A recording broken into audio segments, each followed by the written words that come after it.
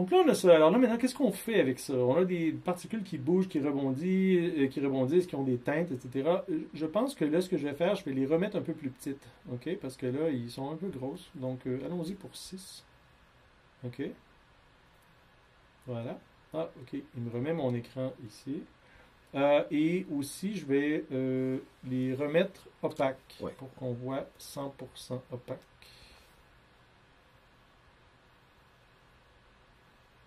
Voilà. OK. Donc là, on a nos particules. OK. Donc là, maintenant, ce qu'on veut faire, c'est que là, on a un nombre fixe de particules. Et les particules sont toutes créées en même temps au début. Ouais. Puis après ça, ben, ils restent là pour toujours. Donc là, on va changer ça. La première chose qu'on va faire, c'est faire en sorte qu'on puisse ajouter des particules. Puis après, on s'occupera de les enlever. Donc, commençons par ajouter à notre goût. Donc, comment on peut faire ça? Ben, la première chose qu'on voit, c'est que initialise ici au début, crée toutes les particules d'un seul coup. OK? Ça, c'est pas fameux. Ouais. Donc, ce qu'on va faire à la place, c'est qu'on va dire, OK, en fait, dans mon tableau, je ne vais pas initialiser toutes les particules au départ, je vais les initialiser seulement au besoin, en ajouter. Donc, je vais remplacer la fonction initialise par une fonction qui s'appelle ajoute particules. Ouais. OK? Donc, en fait, je vais carrément enlever initialise. OK? Puis, je vais appeler ça ajoute. OK? Bon. Ou encore, on pourrait l'appeler nouvelle. Une nouvelle particule. Bon, alors, ajoute particule. C'est bon, ça? OK. Et comment est-ce qu'on va ajouter une particule? Ben, en fait, c'est très simple. C'est que le tableau a une taille fixe. Donc, il faut qu'on ait une variable qui va se rappeler de combien on a de particules. Donc, on va déclarer ici une variable. Moi, normalement, j'aime bien n. Pourquoi n? Parce que nombre de particules. OK? Il faut s'entendre. On aurait pu aussi l'appeler NB particules ou encore nombre de particules, sauf que c'est trop long. Donc, n, c'est sympathique. OK? Donc, n, et évidemment, je vais mettre en commentaire nombre de particules actives, OK, ou disponibles, ou affichables, ou peu importe. OK? Ouais. Et donc, ça veut dire que dans le tableau P, seulement les n premières particules sont disponibles. OK? Et donc, les n premières particules, ça veut dire de 0 à n-1. OK? On s'entend que 0 à n-1, c'est n particules. Ouais. OK? Donc, et à quoi on va initialiser n? Ben à 0. OK? Donc, on va carrément ici dire n égale 0, parce qu'il n'y a pas de particules. Et on va faire une fonction ajoute particules maintenant. Et celle-ci, elle est très, très simple. On va commencer par faire ceci. If n est plus petit que 100, parce qu'il faut bien comprendre que s'il y a déjà n égale 100, il n'y a plus de place dans le tableau. OK? Et là, si n est plus petit que 100, là, on peut ajouter une particule. Et qu'est-ce qu'on va faire? Ben, on va faire exactement ce qu'on faisait avant. Attends, je vais le faire comme ça. OK? On fait P crochet I, mais le I n'a pas de sens. Donc, en fait, c'est n. Et on initialise. C'est tout. Non, il reste quelque chose. Il ne faut pas oublier une chose. N égale n plus 1. Okay? Ouais. Donc, résumons.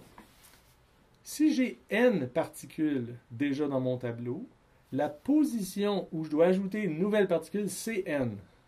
Ça peut paraître bizarre, mais c'est ça. Et après, on fait n égale n plus 1. Okay? Puis, juste pour expliquer ça, c'est extrêmement facile. Puis ça, je pourrais utiliser mon super crayon. Ici. Okay? Donc, juste dessiner ici. Donc, supposons que j'ai un tableau. Puis, supposons que j'ai, mettons, je ne sais pas combien de cases. Disons, une case, 2, 3, 4, 5, 6, 7. OK. Donc, 1, 2, 3, 4, 5, 6, 7. Donc, le tableau a taille 7. OK.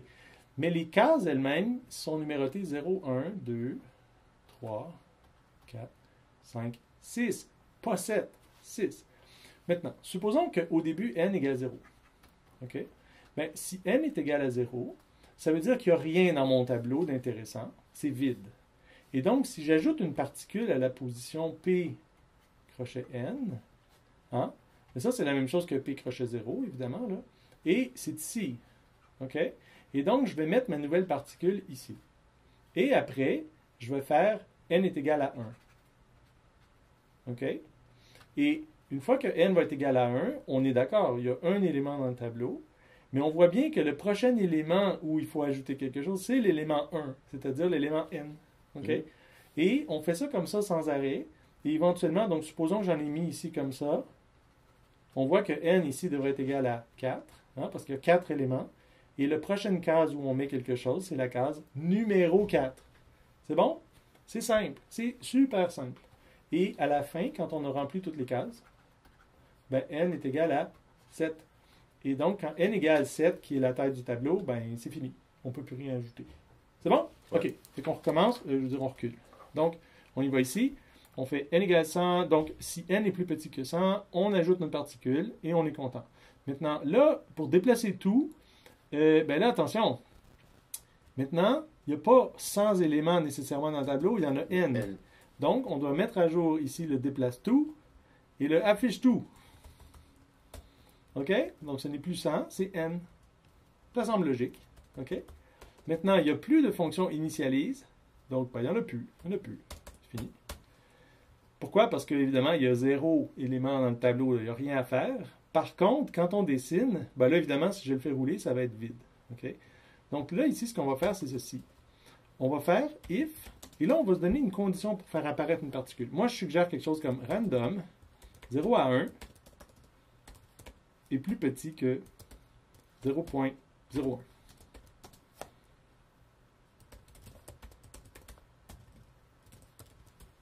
Particule, voilà.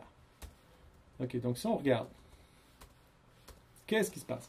Bien, on a fait une superbe fonction ajoute particule qui ajoute une particule. Maintenant, il faut l'ajouter quelque part. Donc, ce que je suggère, c'est à chaque fois qu'on dessine l'image, on teste, est-ce qu'on ajoute une particule? Si les probabilités sont de notre côté, on en ajoute une. Sinon, on n'ajoute rien. Puis après ça, on déplace tout, puis on continue. Essayons. Je ne sais pas pourquoi il se met ça. Ah, on voit. Ah, il y a des particules qui apparaissent tout seuls. Cool, hein? Donc, ça marche. Ouais. Maintenant, si on veut que ça apparaisse plus vite, bien évidemment, on a juste à mettre ici 5. Et voilà. Puis là, ils vont apparaître plus vite. On voit qu'ils apparaissent un peu n'importe où. Bon, OK. Pas de problème. Maintenant, là, on pourrait faire en sorte qu'ils apparaissent à un endroit précis, comme par exemple sur notre souris. Là, mais bon, ça on réglera ça après. Ouais. Mais là, ce qu'on aimerait faire, c'est peut-être les faire apparaître seulement si on pèse sur le bouton. Oui. Facile. Tout ce qu'on a à faire, c'est End, Mouse, Pressed. C'est tout. Parce que Mouse Pressed est vrai quand on pèse sur le bouton, puis faux quand on pèse pas. Donc allons-y. Puis gars, je vais en mettre un peu plus là. Je vais mettre 0.1. Comme ça, il va en apparaître vraiment beaucoup. Donc là, on y va. OK. Hop. Et là, on voit qu'il n'y a rien qui apparaît. Puis quand je tiens le bouton, là, il en apparaît. Puis quand je lâche le bouton, c'est fini. Il n'en apparaît plus. Donc ça marche. Bon, ils n'apparaissent pas vis-à-vis de ma souris. C'est un peu moche. Donc on va essayer maintenant de les faire apparaître là où est ma souris. Ouais.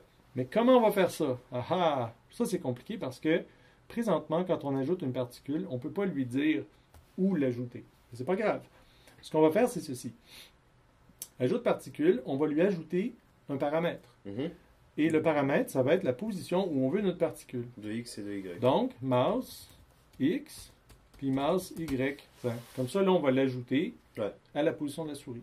Mais là, cette fonction-là, elle n'est pas définie. Elle est ici. Elle n'a pas de paramètre. Présentement, elle n'a pas de paramètre. Pourquoi? Parce que quand on appelle init, ben ça init. Et puis, init, je vous rappelle ici, là, on se rappelle que init va choisir des positions au hasard. OK? Ouais, c'est ça. Donc, c'est triste. Alors, qu'est-ce qu'on fait? Ben, on a plusieurs choix, mais moi, je dirais le choix le plus simple, c'est ceci. C'est que, étant donné que ajoute particule va toujours avoir les deux paramètres de position, donc on fait float, on va appeler ça, disons, pos x et float pos y. OK? On aurait pu l'appeler XY, là, c'est pas important, mais bon, comme ça. Et quand on ajoute une particule, on pourrait faire init et passer pos X et pos Y. OK? Mais il faut faire attention parce que parfois, on veut initialiser avec des positions au hasard, ben parfois non. Ouais. Mais là, présentement, on Même va chose. vouloir faire toujours à la position du curseur. Bon, ben allons-y avec init. Et donc, init va lui-même avoir un paramètre ici, OK? Qui va être float pos X, par exemple. Pas besoin de l'appeler la même chose qu'en bas. Hein. On peut l'appeler float PX, float PY, par exemple. Et là, X plutôt que de égale- mettre ça, on va mettre x égale px. Puis ça, je vais le mettre en commentaire parce qu'on pourrait vouloir revenir plus tard. OK. Donc là, ce que j'ai fait, c'est qu'on voit bien que notre init maintenant reçoit deux positions qui sont les positions de départ. Et quand on fait x égale px, x, bien sûr, c'est le x de la particule, mais le px, c'est le px passé en paramètre. C'est le paramètre. Donc, quand on appelle init avec deux positions, c'est là que ça va partir. Et init va être appelé avec les bonnes positions parce que ajout de particule a deux positions. Et ces deux positions-là, c'est la souris. Ouais. Allez, on essaye. Hop. Et voilà. Donc, on voit que les particules partent vis-à-vis ma souris. Ça part pas vite, hein? On va augmenter pas mal plus quand on va dire, mettons, 0.5. Ah, voilà, c'est mieux. OK, donc là, on voit, ça sort de la souris vraiment. Et une chose qu'il faut se rappeler, c'est que là, si je pèse, il n'y a plus rien qui sort parce que le tableau est rempli. OK? Donc, c'est triste, là, le tableau est rempli. Donc là, maintenant, ce qu'on va faire, c'est on va faire que les particules ont une durée de vie. Ouais. OK. Comment est-ce qu'on fait pour faire une durée de vie sur des particules? Très simple. La durée de vie, c'est une propriété de la particule. Donc, on va rajouter ici la propriété. Et là, on a le choix. Soit on mesure l'âge de la particule, ou soit on lui donne une certaine durée de vie qui va descendre, puis quand la durée de vie tombe à zéro, la particule, elle meurt. Moi, personnellement, je pense que c'est plus drôle de donner une durée de vie, parce que comme ça, quand on crée la particule, on peut lui donner une durée de vie à notre goût ou au hasard. Ouais. OK. Donc, allons-y pour une durée de vie. Alors, on va appeler ça vie. OK. Et je le mets comme ça. En fait, c'est pas vraiment nécessaire. OK. Alors, la vie. Quand on initialise, qu'est-ce qu'on va faire? Écoute, on va pas se casser la tête. On va dire vie est égal à... Et là, il ne faut pas oublier, la vie va partir à une certaine valeur et diminuer tranquillement à chaque fois qu'on dessine. Une fois, ça va descendre de 1. OK? Ouais, et draw, ça dessine 60 fois. 30 fois par seconde ou 60 fois? On peut spécifier le frame rate aussi. C'est ça. Ouais. Mais de toute façon, pour nous, c'est pas tellement important, mais disons que si c'est 60 fois par seconde, à ce moment-là, une vie de 60, ça veut dire qu'il va durer une seconde. Une seconde. Donc, on va lui mettre une vie de 300, ça devrait durer 5 secondes. OK, donc vie égale 300. OK. 5 secondes. Si draw est à 30 images par seconde. OK. Mais, non, 60. Non, 60. 60. OK. Bon. Donc, une fois qu'on a la vie qui est définie comme une caractéristique de la particule et qu'on l'initialise, évidemment, après, qu'est-ce qu'on en fait? Quand on déplace, quand on affiche, il faut changer la vie. Mm-hmm. OK? Normalement, on appelle déplace une fois puis affiche une fois. Donc, on peut le faire dans un de ces deux endroits-là. OK? Mais on peut aussi faire une autre fonction qui s'appelle vie ta vie, là, quelque chose comme ça. OK? Mais là, pour ne pas se casser la tête, je vais simplement faire en sorte que tiens, non, on va le faire séparément, ça va être drôle. Donc, on va appeler ça évolue. OK? Et donc, la particule, elle va évoluer. Et en fait, à chaque fois qu'on appelle évolue, la particule, on va simplement faire vie est égal à vie moins 1. OK? Et il n'y a pas grand-chose d'autre à faire. C'est juste ça. Et après, on verra comment, qu'est-ce qu'on peut faire. En fait, c'est tellement simple que je pense que je vais l'enlever, puis je vais juste mettre vie égale vie moins 1 quand on affiche, puis ça finit là. OK? OK, donc, essentiellement, à chaque fois qu'on affiche une particule, elle perd un peu de vie. OK? C'est ça, ouais. Voilà. Donc, allons-y. Et là, maintenant, faisons un test, voir si ça fonctionne. Présentement, ça fonctionne. J'imagine que ça va fonctionner parce qu'on n'a presque rien fait, puis il n'y a rien à voir non plus, puis les particules ne meurent pas encore. Mais là, maintenant, qu'est-ce qu'on pourrait faire? Juste pour vérifier que ça fonctionne, ce qu'on va faire, c'est que quand on affiche la particule, on va changer sa couleur en fonction de sa vie. OK? Ouais, OK. Et donc, moi, ce que je suggère, c'est ceci, très, très simple. La saturation, c'est la vie. OK? Et donc, quand la vie va être rendue à 0, ça devrait être désaturé, c'est-à-dire gris. Essayons-le.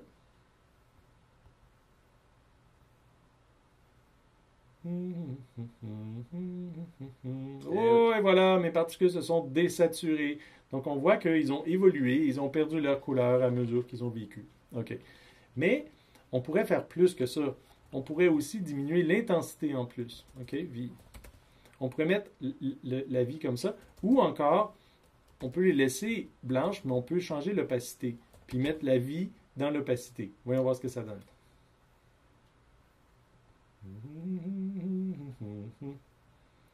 Et voilà. Et voilà. Et là, les particules sont encore là. Ils se promènent encore, mais on ne les voit plus. OK? Donc, c'est quand même rigolo. Puis on voit qu'ils ont tous exactement la même durée de vie. Ils meurent tous au même moment. Ouais. Ici. OK. Bon. Si on ne veut pas qu'ils meurent tous au même moment, qu'est-ce qu'on fait? Bien, évidemment, on change 300 pour varier. Donc, on peut faire random de, puis là, on va dire, disons, de 3 secondes. Donc, c'est-à-dire 3 fois 60 jusqu'à, mettons, 6 fois 60. OK? Hein, qui voudrait dire de 3 à 6 secondes. Essayons voir si ça fonctionne. Bon, évidemment, il n'aime pas ça. C'est parce que vie est un int. OK. C'est qu'en fait, vie a été déclaré comme un int et ça cause un problème. Donc, en fait, parce que random ne nous retourne pas un int, il nous retourne un float. Donc, il pourrait nous retourner un chiffre comme 200.3. Puis ça, c'est pas bon. Donc, c'est int qu'il faut faire autour de ça. OK? Puis ça va fonctionner. Puis ici, ben, on peut effectivement mettre 3 fois 60. Évidemment qu'on a le droit de faire ça. Puis ici, on peut mettre 6 fois 60. Pourquoi pas? Pourquoi on fait ça? Parce que c'est plus lisible. Ça donne 3 à 6. OK, on essaye maintenant vie, juste pour voir si la vie va varier.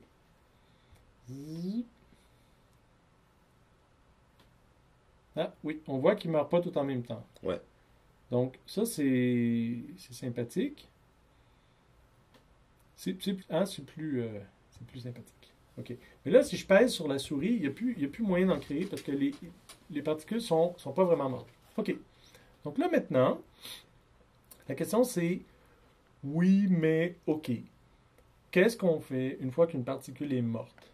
Ben, c'est très simple. C'est qu'une particule qui est morte, elle est dans le tableau et il faut absolument l'enlever de là et libérer son espace. Ouais. Bon, étant donné que là, notre tableau contient n éléments qui sont actifs, éventuellement, le tableau est plein, mais il faut enlever ceux qui sont morts. Alors, comment on va faire ça? Ben là, on va retourner ici au dessin. Donc, on a un tableau. Je le fais simple. Comme ça. OK. Donc, 0, 1, 2, 3, 4, 5, 6. Donc, le tableau a une taille 7. Et là, OK. On suppose qu'on a des particules un peu partout ici. OK? On en a une ici. Mettons, on va l'appeler A, B, C, D, E, par exemple. OK? Et on a 5 particules et n est égal à 5. OK? Donc, on a 5 particules. C'est bon? Alors, supposons que la particule C, elle est morte. Et que je veux l'enlever parce qu'elle est morte. Qu'est-ce qu'on fait? Ben, c'est simple. C'est que là, on a un trou dans notre tableau ici. OK? Donc, comment on fait pour réparer ça? Ben, c'est facile. C'est qu'on va aller chercher à la fin du tableau, c'est-à-dire le dernier élément, qui est ici. Le dernier, c'est lui. Hein? OK? Puis, on va l'amener ici. Puis, on va le mettre dans le trou. Ouais. Et une fois qu'on a fait ça, eh bien, puis là, je le dessine ici, donc on va mettre E ici. OK? Et à ce moment-là, ça ici, ce n'est plus nécessaire, parce que dans le fond, et donc là, on peut faire n égale n-1. Et donc, maintenant, on a 1, 2, 3, 4 éléments, A, B, E, D. C'est bon? Donc, si je résume, si je veux éliminer l'élément, disons, on va l'appeler, ça c'est la position, disons, T. OK? Ben, tout ce que j'ai à faire, c'est dire, dans le tableau, à la position T, OK, qui est ici, je vais mettre ce qui est à la position ici. Mais cette position-là, c'est n-1. Ça, ouais. Et voilà. Et maintenant, je fais n est égal à n-1. Et c'est tout. Et là, ça veut dire qu'à chaque fois qu'il y a quelque chose qui meurt dans mon tableau, je peux prendre cet élément-là qui est mort, allez chercher le dernier du tableau, l'amener là et rapetissez le tableau de 1. Et voilà, c'est fait. OK? C'est comme ça qu'on enlève des éléments dans le tableau. On l'enlève, on fait un trou, on va chercher le dernier au bout, puis on ramène ça, puis ça fonctionne. Donc, je recule ici. Alors, comment on va faire ça? Eh bien, après avoir fait ici ajoute particules et déplace, etc., déplace tout, affiche tout, ben, il faudrait avoir quelque chose, un endroit où on enlève les particules qui sont mortes. OK? Et le meilleur endroit peut-être pour faire ça, c'est une fois qu'on a affiché tout, on peut éventuellement le faire, ou encore à chaque fois qu'on affiche une particule, si la particule elle est morte, on pourrait l'enlever tout de suite du tableau. Mais attention, quand on enlève dans un tableau, à mesure qu'on se promène dans un tableau, il y a un risque parce que le tableau va diminuer de taille à mesure qu'on se promène dedans. C'est un petit peu particulier, mais ici ça fonctionne parce que si n rapetisse tranquillement à mesure qu'on avance dans le tableau, c'est pas grave. Okay? Donc allons-y, on va donc ajuster, je vais appeler ça ajuste, non, on va appeler ça élimine les morts. OK? Je vais faire ça plus simple que ça. OK? Je vais faire if. Là, évidemment, il faut vérifier si la particule est en vie. Donc, if pi.v plus petit que 0. À ce moment-là, la particule est morte. OK? Et donc, on va dire enlève, élimine la particule morte. OK? Ouais. Mais évidemment, élimine la particule morte, il faut dire laquelle. Mm-hmm. Donc, on va dire la particule morte, c'est la particule I. OK? Oups, j'ai un petit problème de... Particule I. Donc, on va dire élimine la particule qui est morte à la position I, parce que c'est là qu'elle est morte. Parfait. Alors maintenant, on va se faire une fonction qui s'appelle élimine mort à la position I. Ben, tantôt, j'ai dit T. Enfin, on va faire T. OK? Puis là, ben, on va faire exactement comme dans mon dessin. OK? Donc, on va dire, c'est facile. On vient ici, là, c'est P de T égale ça. C'est vraiment direct. Donc, on fait P, T est égal à P, N-1. N égale N-1. Voilà. Il y a juste un danger avec ça, c'est que, évidemment, si jamais on appelle ça avec quelque chose qui n'est pas vrai, ça pourrait... Mais ici, on se fie sur le fait que quand on appelle ça, c'est bon. Puis donc, il n'y a pas de problème. Donc, élimine à la position T, ça fait ça. Et c'est tout. Et là, maintenant, voyons voir si ça fonctionne. Et pour tester, on va le faire rouler. Puis, quand la particule, on sait que, comme là, on voit que, normalement, je ne peux plus créer de points. OK? Là, on les laisse mourir. Puis là, je peux créer d'autres points. Donc, on voit que ça fonctionne très, très bien. Quand les particules meurent, je peux créer d'autres points. Il n'y a pas de problème. Cool? Donc, ça, c'est la façon qu'on peut éliminer les points qui sont morts, qu'on peut ajouter des points. Donc là, maintenant, on a une fonction. D'ailleurs, je vais la déplacer, celle-là, je vais la mettre à côté de l'autre, là, qui s'appelle ajoute. Là. Il y a ajoute particule, puis il y a élimine mort. Mm-hmm. OK? Donc ça ajoute une particule à telle position, puis ça élimine un mort qui est à tel index, telle position dans le tableau. Et bien sûr, on a vérifié qu'elle est morte et on l'a fait mourir comme ça. C'est cool, hein?